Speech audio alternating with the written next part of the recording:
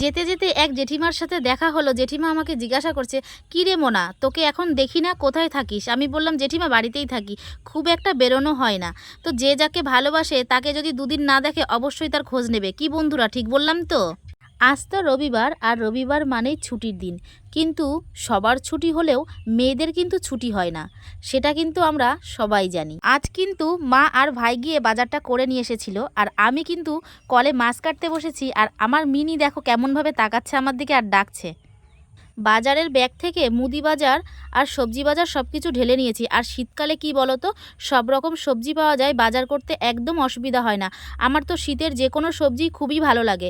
বাজার করতে গেলে অন্য সময় মাথা খারাপ হয়ে যায়, কিন্তু শীতকালে হাতের সামনে অনেক কিছুই পাওয়া যায়। সমস্ত কিছু গুছিয়ে গাছিয়ে রেখে আমি চান ধান করে বেরিয়ে পড়লাম এক জায়গায়। আর মাকে বললাম, মা গো, তুমি চানটা করে পুজোটা দিয়ে নাও, আমি এসে রান্না করব।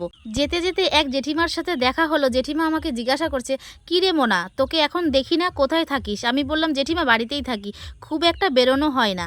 তো যে যাকে ভালোবাসে তাকে যদি দুদিন না দেখে অবশ্যই তার খোঁজ নেবে। কি বন্ধুরা, ঠিক বললাম তো? ও দাঁড়াও দাঁড়াও, আমি তো ভুলেই গেলাম তোমাদের সাথে বলতে যে আমি কোথায় যাচ্ছি। আমাদের বাড়িতে মাটন এনেছে, কিন্তু একজন মাটন খায় না, চিকেন খায়। তো তার জন্য চিকেন আনতে যাচ্ছি। সে হচ্ছে আমার ছোট ভাই, ও আবার মাটনটা পছন্দ করে না। ও মাটন খায় না বলে চিকেন আনবো না, এটা কি হয় বলো? আমরা খাবো আর ও খাবে না। আর সকাল থেকে আমি কিছু খাইনি বলে একটা কেক কিনে নিয়েছিলাম। তো খেতে খেতে বাড়ি চলে গেলাম। বাড়িতে গিয়ে দেখি মা ভাত বসিয়ে দিয়েছে আর রান্নার জন্য সমস্ত কিছু গুছিয়ে রেখেছে। আমি গিয়ে শুধু রান্নাটাই করব, তবে মশলাটা করা হয়নি। তো যারা আমার ভিডিও দেখো তারা তো আমাকে চেনোই, আর যারা চেনো না তাদের জন্য বলি, হাই, আমি শিবানী ফ্রম ওয়েস্ট বেঙ্গল।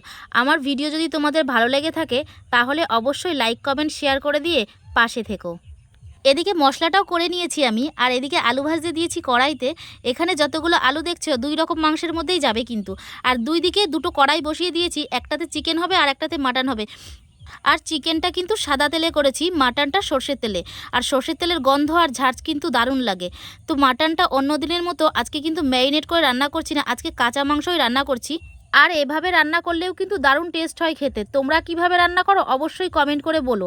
আর মাংসের মধ্যে আমি কিন্তু 4-5 কোয়া কাঁচা রসুন দিয়েছিলাম। কাঁচা রসুনটা খেতে কিন্তু মাংসতে দারুণ লাগে। আর আমাদের বাড়ি একজন চাখর আছে, সেটা হচ্ছে আমার মা। এটা বললাম বলে কেউ কিছু মনে করো না, আমার মা যখন তখন চা বানায়। আর এই যে খেতে বসে পড়েছি, তারপর আধা ঘন্টা পর আর কি।